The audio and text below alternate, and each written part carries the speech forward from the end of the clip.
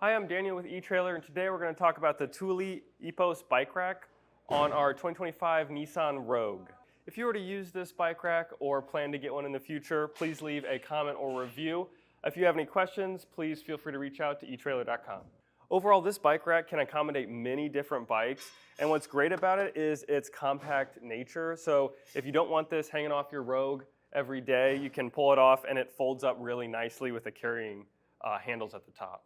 Now let's look at how this bike is interacting with our Rogue here. It is pretty close, but as you can see that since it's mounted in the middle here, that it doesn't have a lot of back and forth movement. So even if you're on those really rocky trails, you're not going to make contact with that back windshield. Another great thing about this bike rack is that it can withstand 75 pounds per single bike, or a total combined weight of 140 pounds.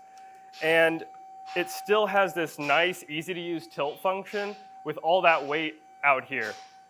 And speaking about clearances, we have this nice clearance for our trunk here. So now we can grab our gear, helmets, or put groceries in and out if we need to. Now I'm going to go ahead and remove this bike here. So a nice feature it does come with is these ratcheting straps here to tighten it down, and then to release you just push in and pull it out.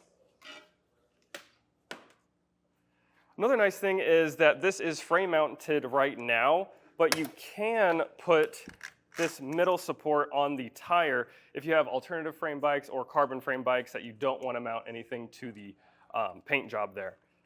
Now with that bike off, I will go ahead and get you some measurements here. So the ground clearance to the bottom portion of this rack is about 14 inches, which is pretty high, so you don't have to worry about that bottoming out ever. And from the bumper to the outermost edge is about 26, so not too far sticking out either.